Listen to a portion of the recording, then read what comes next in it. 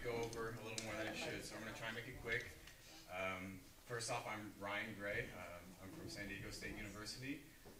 First and foremost, I'd like to thank actually Richard Burkett for inviting me to come here. This place, the people, the faculty, and the students far exceeded my expectations. It's a beautiful place, and I feel really privileged to be here in front of you today. You're welcome. Thank you. And I'm going to be introducing James Tisdale. This is a lecture that he will be giving. But first, I would like to give a brief talk about my work before I introduce James. So, like Idyllwild, I was lucky enough to start ceramics in high school. I started in 10th grade on the potter's wheel. And this is my earliest work from undergrad that I have to show you guys. Very focused on craft and pottery, very functional. I did functional pottery for about 7 years before I started moving beyond the idea of function. And even, I mean, the crystalline glazed goblet's not technically functional. But. So I did a lot of vessels, but my first influence with some sort of concept into my work was carving or incising or drawing these EKG, ECG patterns on pots, the electrocardiogram heartbeat waves. And at the time, my father was undergoing some, undergoing some,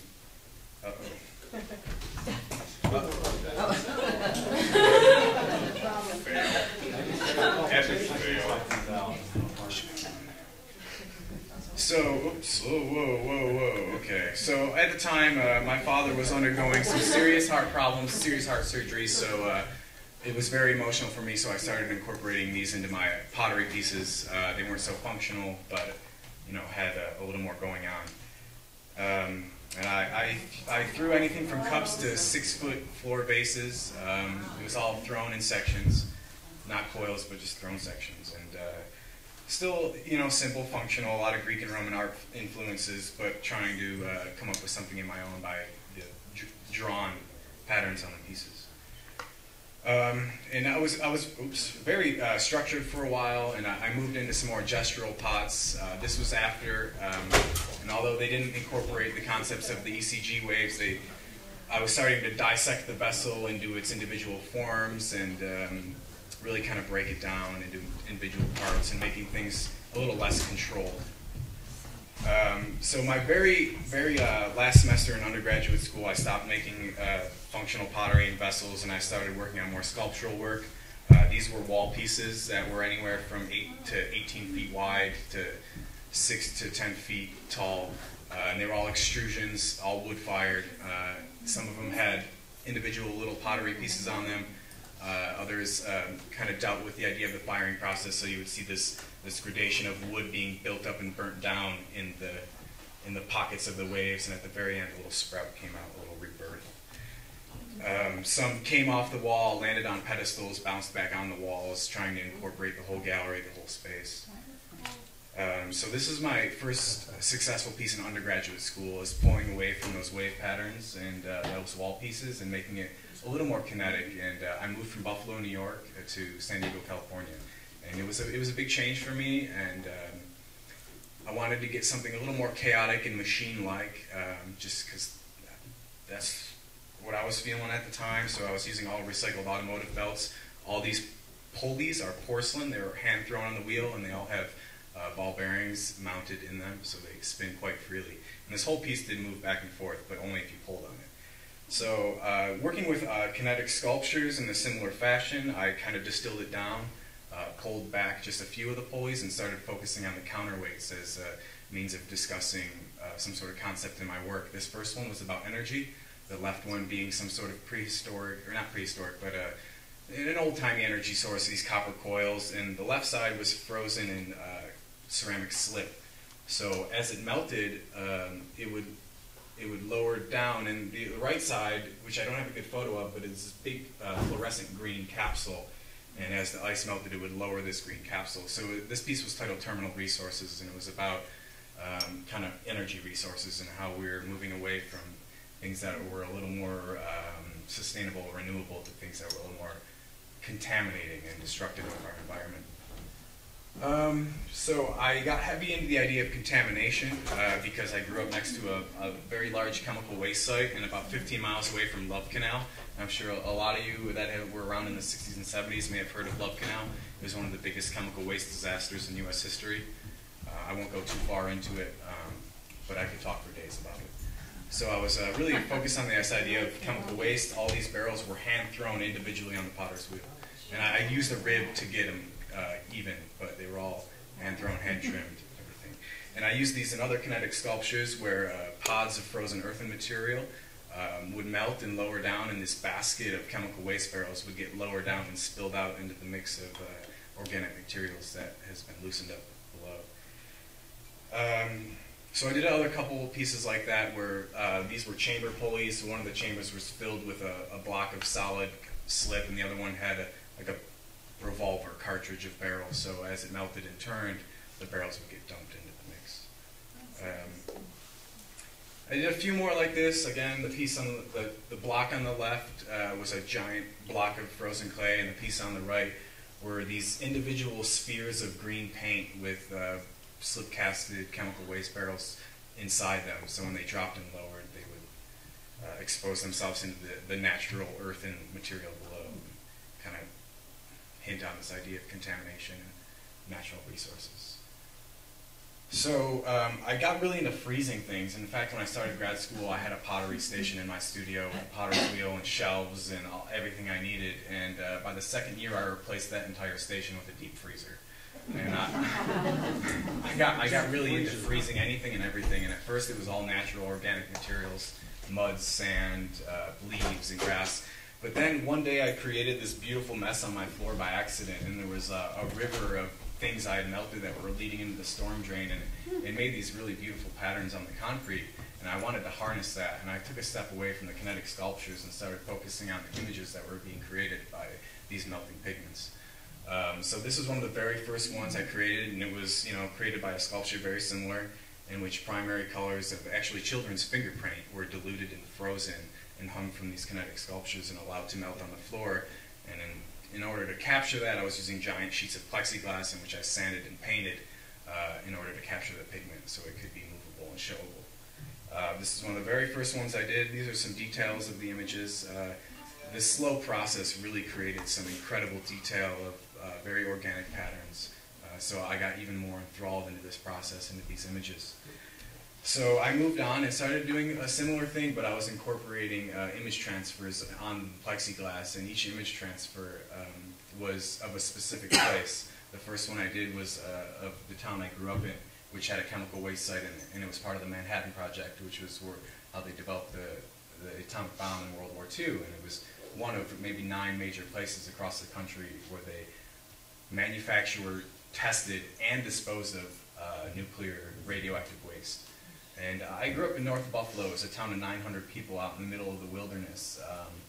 But there's deep in the woods is a pretty massive, nasty chemical waste site, and in which plutonium and uranium have been buried for over 60 years. And it wasn't until 2004 that the U.S. actually even admitted to having such heavy contaminants in the area. And it was because the Canadians found plutonium in the Niagara River and in the Great Lakes. And it wasn't until then the U.S. admitted to having it there for over 60 years. And the biggest thing is this is not an isolated incident. This happens all over the country, but it just so happened to happen in my backyard growing up. So this is one finished piece, and I was trying to figure out a way to display these images. So first I was stepping away from the sculpture and focusing on these flat images, which I've always been a three-dimensional artist.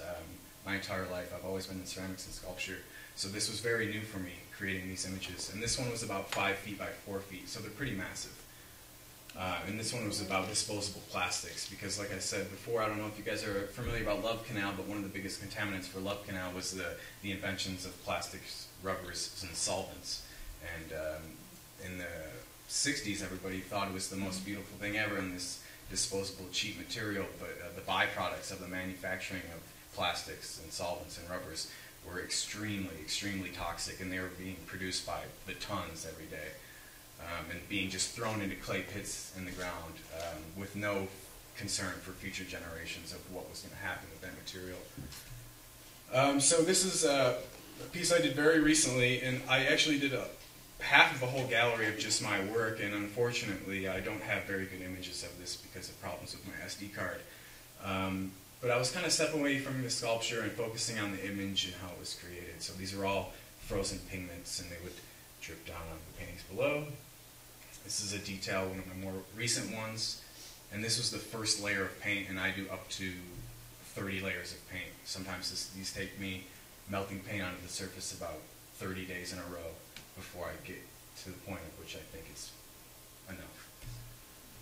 And I think this is the last image, and it's again a poor image, but it gives you an idea of the scale and how I go about making these. This is in my studio. Yeah, so that's about it. This is where I'm at now. I'm still working on some of these paintings. I did a series of 5 of them. The 5 biggest contributors to the Manhattan Project: Los Alamos, Hanford, Washington, Chicago, Buffalo, Los Alamos, did I say that? So anyways, so it's part of a series I'm working on now, and going into my final year in grad school, and I look forward to getting back into the more sculptural realm of my work, and maybe stepping back away from these images and making it more coherent, and possibly even bringing ceramics back. I got a bachelor's degree in ceramics, and I'm working on my master's degree in ceramics, and as you can tell, I've kind of stepped far away from that. But I'm wholeheartedly connected to the material and the process and everything, and I'm kind of striving to bring it back. So my future ideas are maybe melt frozen ceramic oxides onto tiles, or maybe having maybe some raw clay topography that gets deteriorated by some melting pigments. So it's just some future ideas that I have. But it's all about exploration and experimentation for me, and just always doing something new. It's kind of where I've gone. So that's what I've been doing in a nutshell. Sorry if I went a little fast, but I knew I had a lot more images than I should have had. But I'd like to take this time to introduce James Tisdale. He is one of the faculty in this week's hot clay workshop. He does figurative sculpture. James received his BFA from the University of Mississippi and his MFA from the University of Georgia. And while obtaining his master's degree, James received 2 UGA fellowships to study in Italy. He was also chosen as an NEA individual grant, as well as the NCICA Emerging Artist. He was also a demonstrator for the NCICA convention and was given the residency fellowship by NCICA to Hungary. He has participated in various residencies and programs such as the Philadelphia Clay Studio, the Oregon School of Arts, the Archie Bray Foundation, as well as the Pottery Workshop in China. James has been exhibited all throughout the U.S. and internationally. And so without further ado, I introduce James. Thank you. He's kind of a big deal, so yeah. let's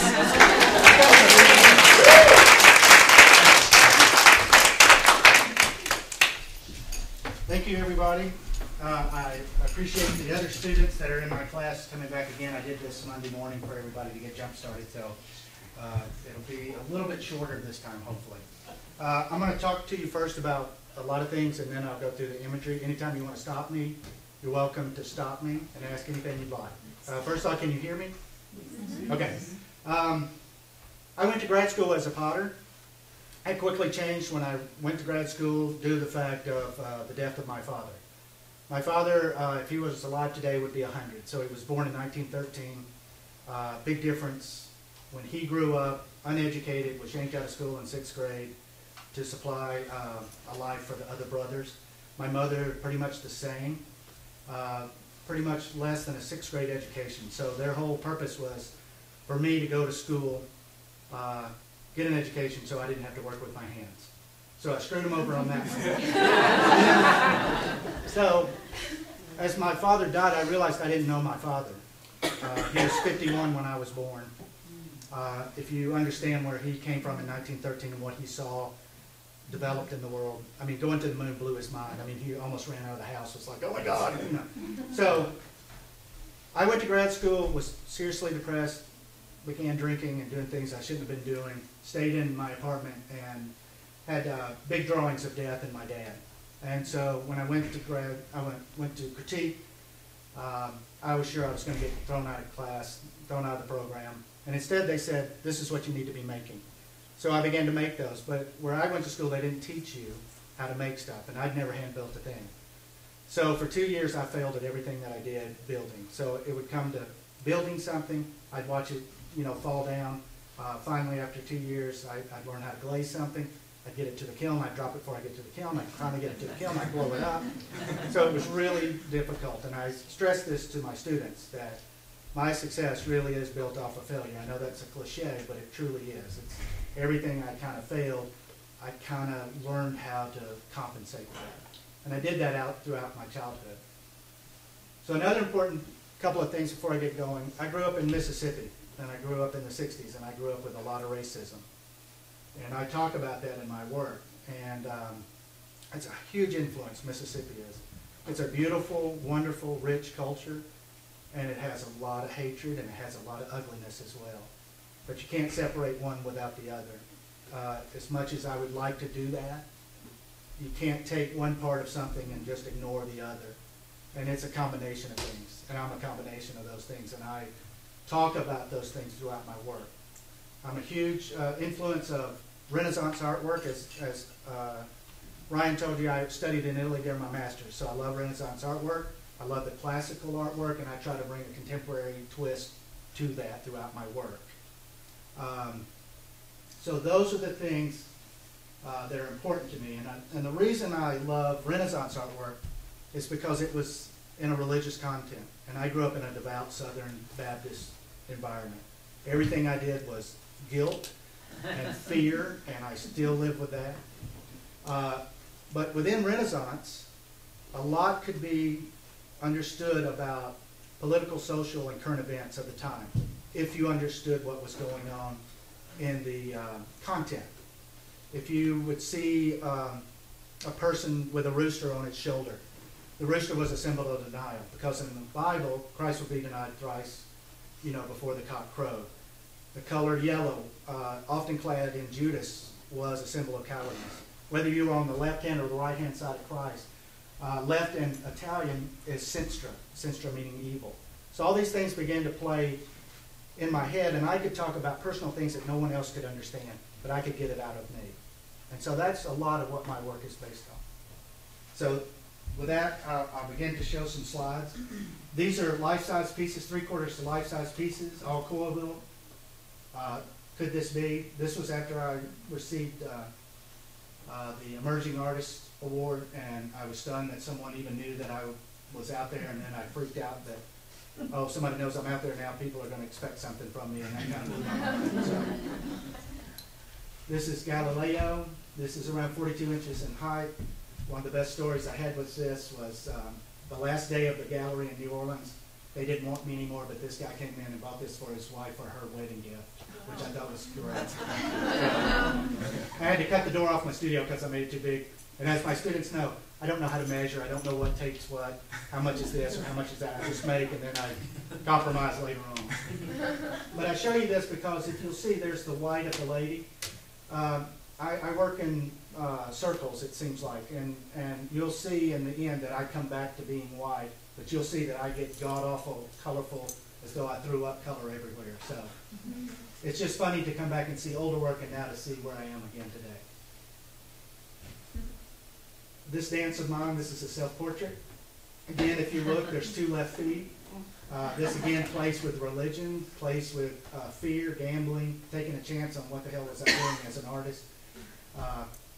I don't think I'm that talented. I think I work hard. I was always in shock of all these other artists my age around me. I thought, God, look at all the talent. But I think through hard work, and just for the passion of it, I just love it. And this was in a solo show at the South Carolina Museum of Art. The director called me immediately after he went into the gallery and saw 2 docents looking up under it to check out the anatomy. These are life-size, by the way. This one, again, I'm pretty much an open book, and I'm not an open book until I teach or present, so I am willing to talk about these things. This is a very difficult time in my life. I was going through a divorce, and it was not a real fun time, and I felt like an animal that was there for their pleasure to do whatever they wanted. Again, one of the most expressive things for me are the hands, and this one's called Through These Fingers. Again, this is I grapple with religion where I grew up with. I wonder if it's my beliefs or was it the beliefs of my parents? What do I accept? What I don't accept? And you'll see this throughout because I talk about this in this Christian background along with racism. And the Klan was supposedly a Christian-based, group, but it's totally all. Yes, ma'am. Are these solid clay? No, they're all coil built. They're all hollow. So you roll out a snake-like form and you start up like that. So then you can fire them and... Yes, ma'am. And that's about shoulder height, that piece. Wow. And again, the hands are wonderful because they speak about my religious upbringing. They also speak about me working with my hands. I often felt guilty about working in my hands because my parents did everything in the world for me to go to college and to be better off than them, be more wealthy than them. And yet it's also a reflection of my dad. My dad was dying the last few years. He was a huge man. He worked construction, and he withered away, and I would have to carry him often. And the only things that didn't change were the size of his hands.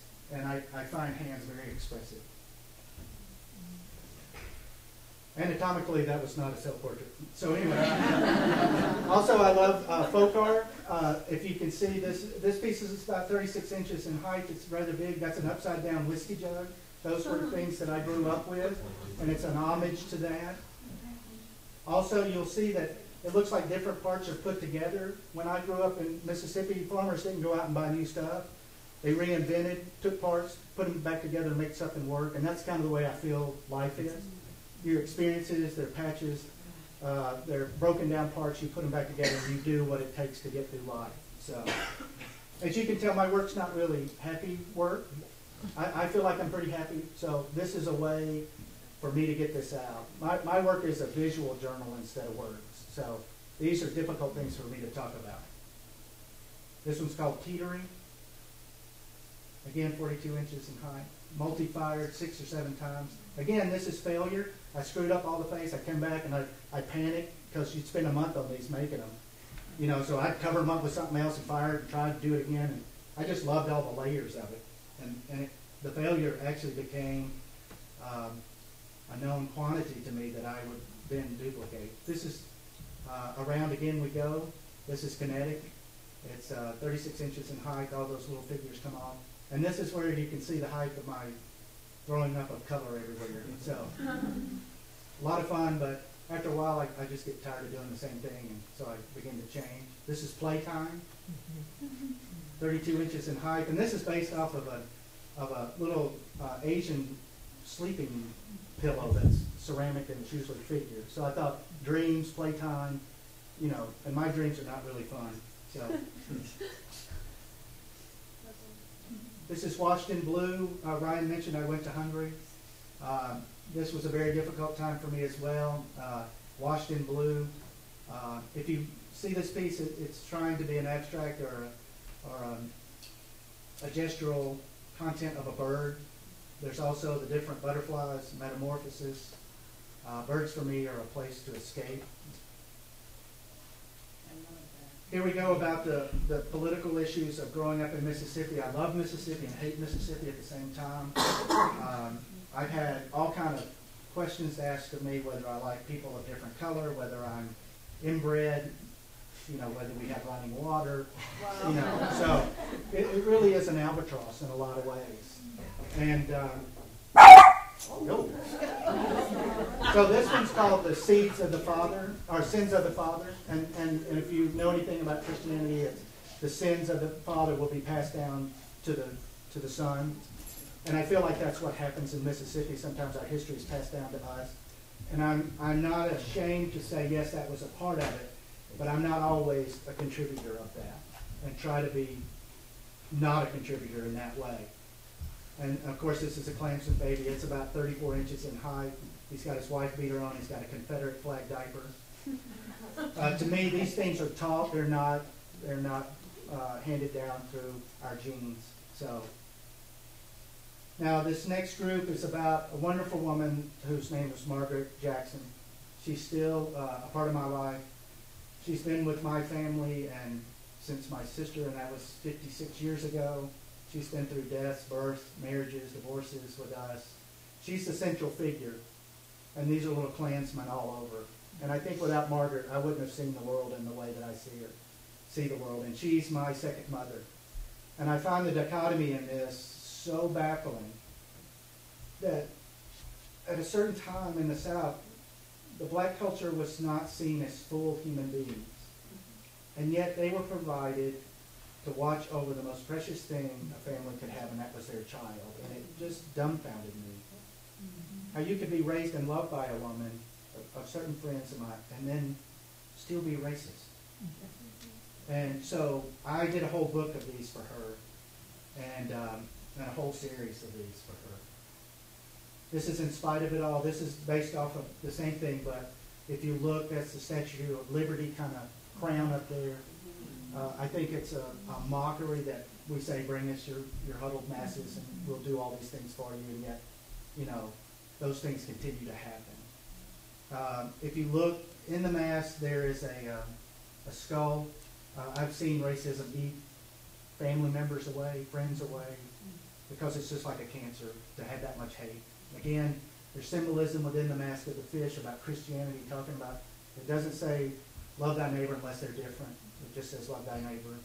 And so growing up with all this stuff, battling back and forth, and it was really hard. And not to make fun of this, and this is not what I mean, but it's not really a black and white issue when it comes down to living this. You have family members you love, and you can't believe they think this way.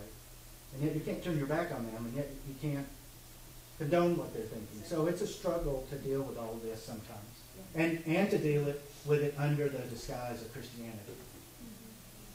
This was a piece at the Baltimore Playworks I was asked to be a part of called Salt and Pepper Shakers. So that was my version of Salt and Pepper Shakers. Amazing. This is the back side of it. What's the size of that? It's about 13 inches by 12 inches.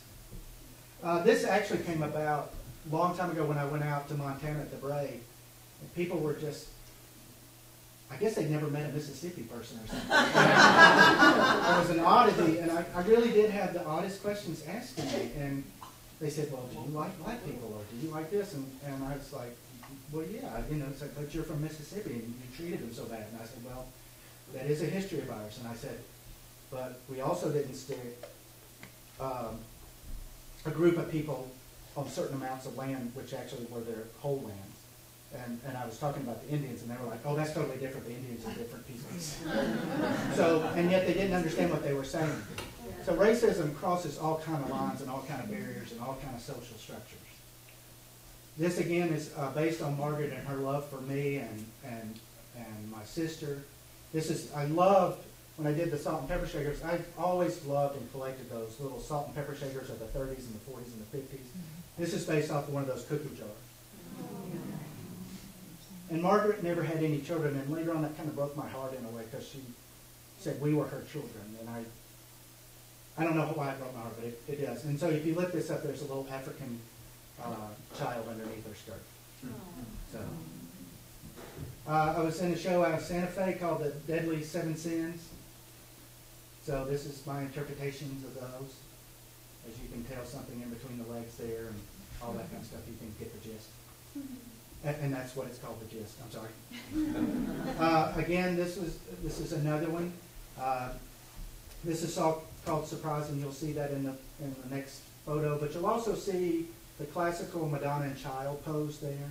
I still reference those classical poses, those classical arts. I just love them. I don't know why I love them, but I just do. And there's, if you can see the little bird, that's why it's called Surprise.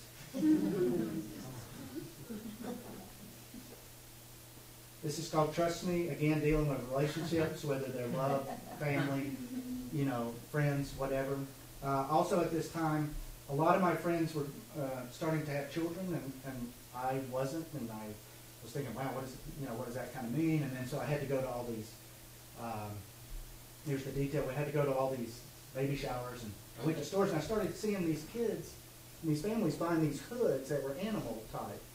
And so that got me to thinking that they were, you know, placing upon their children these animal characteristics that they wanted from their child, or was it from them? And it kind of made me think about religion being placed upon children and those thoughts. And so I just started playing with those kind of things. Again, this is about escape. This is a self-portrait, and this is called A Time to Fly. I just think it's a beautifully haunted face. It also reminds me of another family that I told my students. I had a great aunt, and she would dip actually, and she was just this incredible, eccentric older woman, and she could never get her lipstick right. And as a child, she would always come to me, and she seemed overpowering, and she'd want to kiss me, and it just freaked me out all the time. So I just started paying homage to that. And then I was in North Carolina, and I was doing a workshop, and I had these two older women, and I showed this and told them. They came the next day, and they had lipstick all over. And I wouldn't look at them because I thought, I don't know what did they do. Did they mess up? And then they finally were like, you don't get it. You're not even looking at it. So, again, I was asked to be in a show about politics. No offense to anybody's politics, but this was called the post-Bush modern era. This is called The Wolf Among Us. And if you'll see in a minute from the next view, it's based off a Renaissance type work called The Rape of the Sabine Women. So you may want to look that up, and you'll see that kind of composition. This was the second piece that I entered, and it's called Little Dickie Told Me, instead of a little birdie. Oh my gosh. And there's little Dickie right there. And I'd like to go back, and if you look at the hand down there, this is another reflection of my father, and I work and try to put things in my work that reminds me of where I'm from, to maybe pull my own reins back, to think about what's right in life, according to me. Not, it may not be right. So, but the hands, again, if you'll see, they're depictions of little matchsticks, and you'll see another version later on. And my mom and dad tried really hard to teach us that our touch, like fire, can be either positive or negative throughout the world. So we need to be aware of that. And so that's a kind of a reminder of that. So there's a little Dickie again. And Blue Monkey, another self-portrait. And there's the matchstick little fingers. Reflections.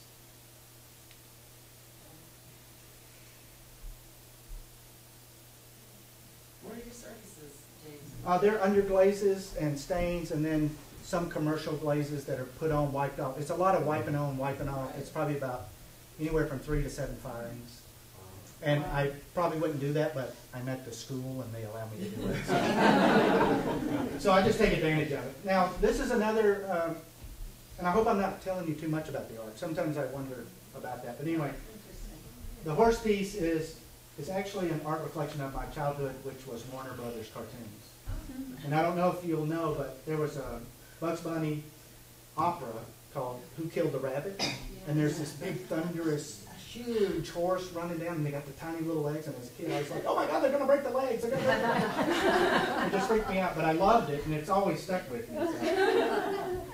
So this one's called Tada. Tada. Yeah. There's my great aunt's lips again. I play with Southern, let me see if I get this word, colloquialisms. This one's Let It Lie, and that means, don't wake a sleeping dog. Again, this is about the hunter, the prey, male, female. It's a play on all of that. There's a detail.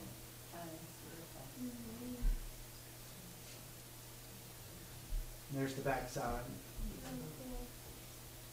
And as you tell, I'm kind of going nuts with color. Right? It's kind of hard to look at these things sometimes now. I have no idea where this came from. It's called Bittersweet. I really don't, but I liked it and I just made it and I have no idea. And for the life of me, I really don't know. Again, this one goes back to racism. This one's called Lucy's Little Friend. And as a child, you're taught what is good, what is bad, what is acceptable, what is not. I remember as a kid playing with bugs, didn't know what bug was nice, what bug was not, what child was okay to play with, what child was not, until you're taught that roaches are not good, or interacting with another culture is not good, or, so that's what that is about. Again, love being painterly with the surfaces, adding on, taking away. This is called Fractured. This is about a couple of years ago, my mom, I found out along with my mom that she has a terminal illness, that nothing can really be done about it. And this is about the way I feel about that. So,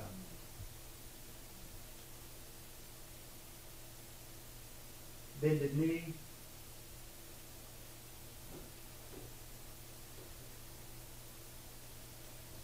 Baby girl. I have no idea where this came from. We have a fountain at the museum, and I popped up that's kind of like a flotation device, so to speak. And there was a brick that comes right up to the level of the water, and I put it in there, and the little children just loved it. So it looks like she's floating around the thing. She's so cute with those little teeth.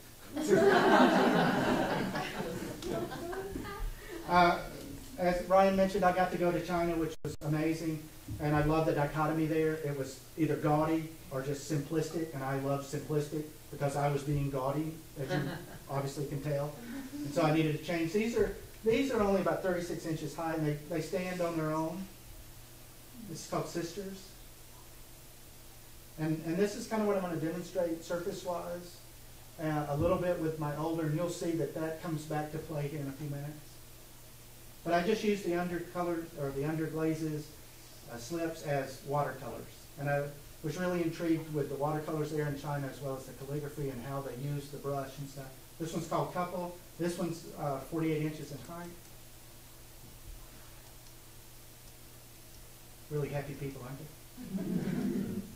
Quiet Repose.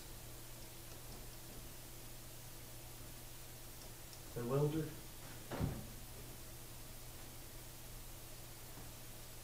Standing Alone. Again, through a difficult time, on to the right, there's two little feet, but they face the other way, and that figure has been removed. This is a cicada. This is just an indication of, again, of my childhood. I used to cut hay in the summers, and early in the morning you could just hear the cicadas, and all that means to me is heat. And I knew I had all day to do that.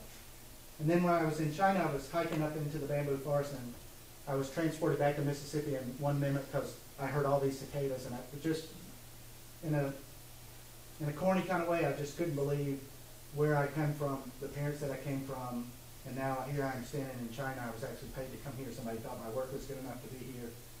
And so I went back and I made about 40 or 50 of these out of porcelain, and I left them all over the town for people in China. These are some of the larger pieces again.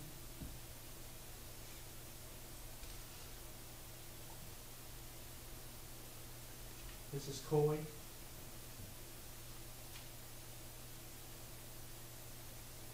This next series, and I'm going to wrap it up. I hope I haven't bored you too much, but these are called the Painted Ladies. Again, I was the last few months I was reminded of someone saying something really stupid to me about Mississippi. And people not knowing and not living there, not understanding, there's a real beauty there. And yet, most people only see the ugliness and the outer skin. And, it got me thinking about how I look at art and what I think is beautiful. And there's two painters I really loved, and one was Toulouse-Lautrec, and the other one was Egon Schiele. And he was a screwed up man, but I loved his work, and it's very haunting, but it captivated me for some reason. And try to stay with me here because it's hard to explain. So, those images, those women, those ladies of the night, the painted ladies, in their society, they weren't considered nice people, or they weren't accepted. Kind of the way Mississippi is not completely accepted, at face value. And yet, those women were someone's wife, someone's mother, someone's sister, someone's child, and now they grace the most beautiful museums in the world. And so there is beauty within things, as long as you take the time to find it. And that's what this is kind of based off of. This is called Tarnished. And again, you can see, for my class especially, now that I've come back with the washes as well as the surfaces from the past, and that's what we'll deal with. So again, named Tarnished. Overture. Wow. It's the struggle. The little person is the same as the big person. It's just that constant struggle within yourself. Cast About.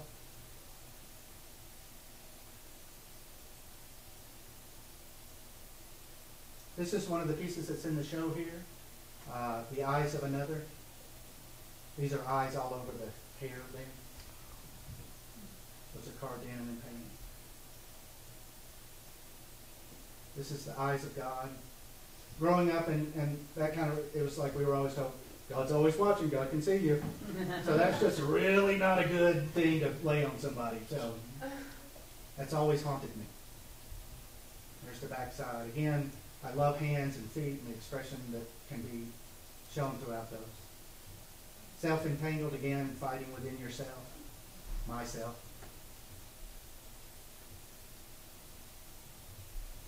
Discontent. These are wall pieces I'm starting to play with.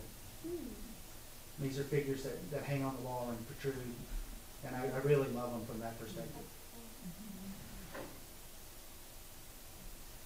Defiance, another self-portrait. I love it. I was at a show and someone just berated me up and down about my work and didn't know I was standing there. Oh my God. And I just think, well, it's 25 years and I'm still standing here. So I don't make it for you, so. Is that in the show? No, that's at home. And these are the next two pieces. This is, again, based off of the Pietà by Michelangelo. Again, hiding behind racism. That's blackface Christ in the lap. The Klansman hood on Mary. But it's this whole thing about the Klan saying it's Christianity, it's love thy neighbor unless it's all of this stuff. So I'm doing a series of that. I've also done, there's an old racial term that's used in the South a long time ago. It was step-in and fetching, and that meant that there was always this black servant there ready to step and fetch wherever you wanted. Well, I've done a whole blackface Saint stepping and fetching based on Saint Sebastian and the arrows piercing him. So there's a detail.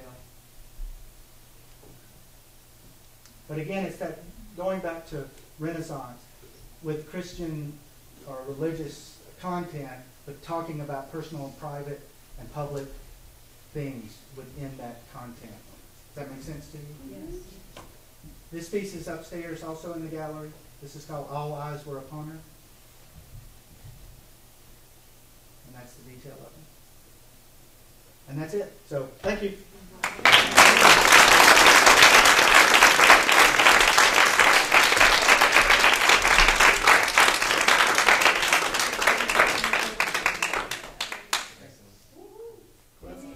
Time to go drink? If you have any questions, I'll answer if you have one. If you don't, that's okay. Okay. Should we go?